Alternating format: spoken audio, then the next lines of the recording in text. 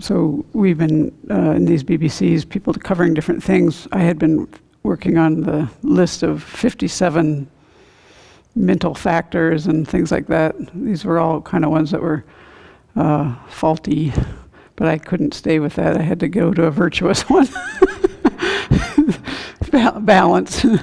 So I had been thinking about faith and reading something in the last few weeks. So I thought I'd share about the mental factor of faith, and then one thing I read about causes of faith. And so faith is, this is a mental factor. You could also call it confidence, maybe. Some people might even call it trust. When we studied this before, we looked at Vasubandhu, and he called it kind of belief or a clarity of mind or even aspiration. And they seem to have the topic here of these things that are difficult to know, that we do require some belief or conviction, things like karma and results, or the Four Noble Truths, or even the Three Jewels. So that came up in a few of these definitions. I really enjoyed Asanga's way he put this. A full and firm conviction with regard to what exists. So now we're bringing in, these are things that exist, and we're getting some conviction about these things. But he also talks about it as a serene joy related to good qualities. And I think we can have that experience in our practice when the mind of faith is there. There is this kind of serenity in the mind that has a kind of joy in it. Sometimes maybe we call that even Dharma joy. And an eagerness for capacity. So these are all states of mind that we really want to try to cultivate. And this gives us some energy to want to make aspirations and do things with our practice. So having clarity or conviction or this wish to attain things with respect to something that exists, this comes back again to these things that we have some difficulty knowing from our obvious experience sometimes. Like we don't know maybe the details of karma. Maybe we didn't meet the Buddha last week. There's things like this where faith comes up. So we can see faith as what leads to our aspiration, and it's aspiration really for virtue and for virtuous qualities that we're seeking.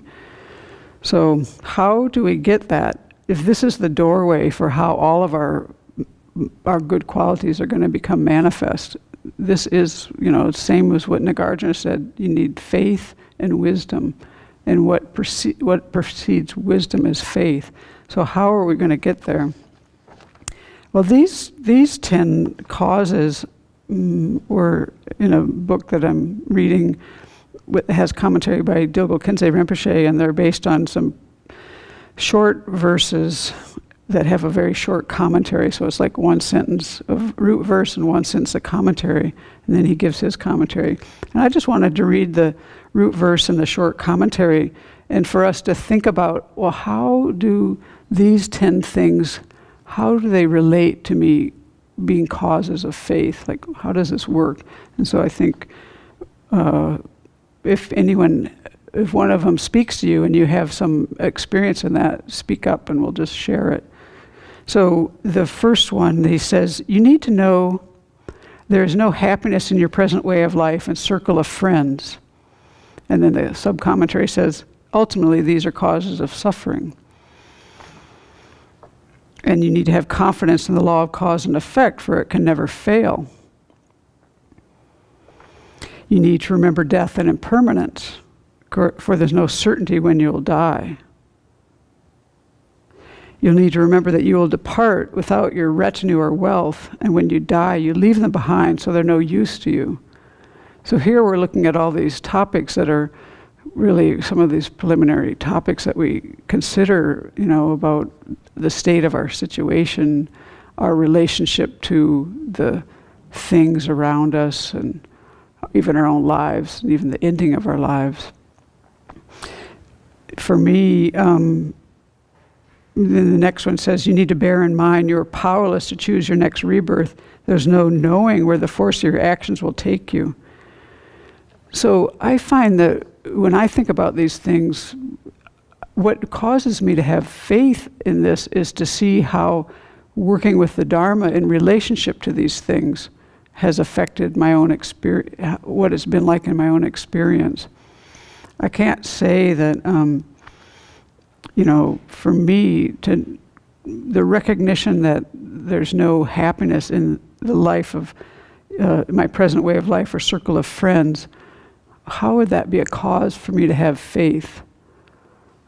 I'd have to look at my own experience and say, wow, I was relying on this before for happiness and it fell through. I mean, it really takes us back to our experience. None of this list, I don't think could be causative if you just read the list. You have to find these things in your own life and say, yeah, well, and then what perspective did I have that made this change? And where did that come from? And then as these move forward, you can see how I think this plays out, how these things can be causes, but it's, I think, how we work with them. So the sixth one is, you need to remember how hard it is to obtain a fully endowed human body such as this.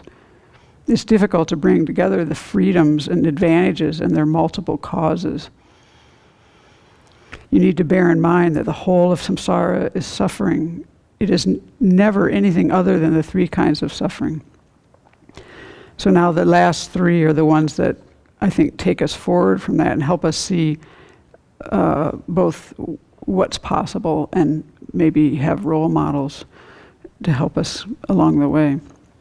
You need to see the immense qualities of the three jewels. It's certain that they forever protect us from the suffering of samsara.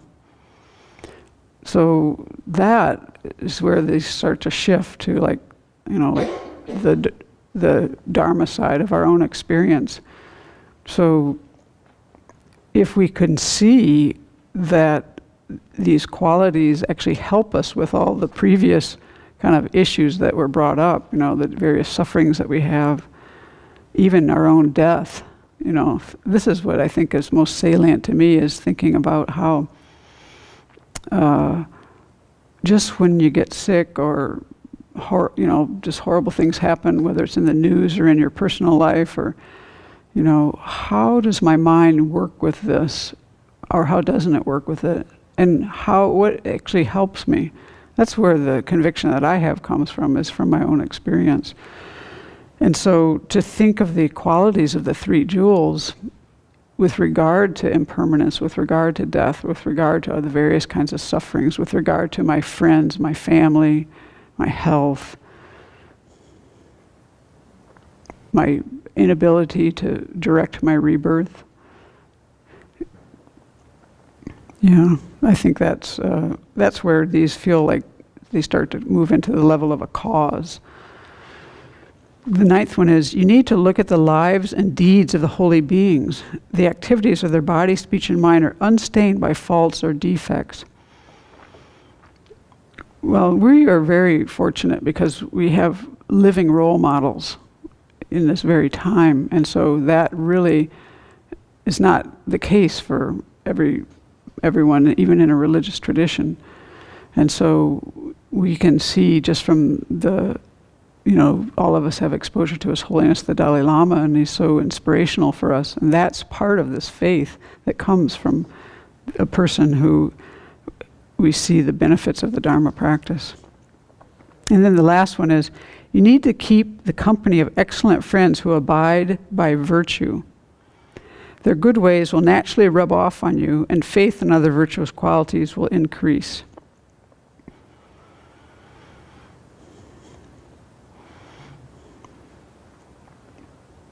So I had never seen anything about causes of faith before, so I've been trying to spend time with these and just see. I don't see them as A to B to C to D kind of cause. I see them more as a gestalt. And so, so going back to this first part, I think it's quite important that we tap into these virtuous mental factors. They actually, there's some, I kind of get this a little bit better now. At first it was funny to me, but there's one thought that you can't really have there's one thought that all these virtuous mental factors, sometimes they're stated as 11, are all present at once when your mind is virtuous.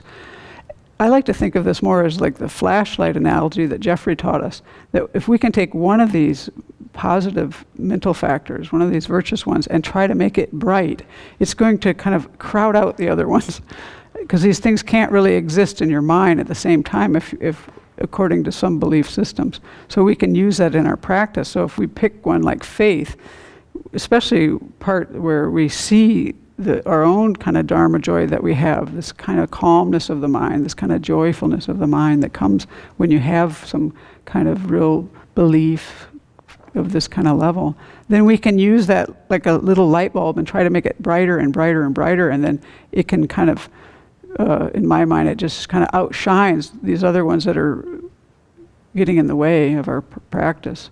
And so that's personally, it's hard for me to articulate, but that's actually part of my practice, is to try to crowd the afflictions out by cultivating these virtuous states. And so I like the idea of the flashlights and, you know, the light shining in this box, and that you can actually like make this brighter and brighter. And so maybe we do that.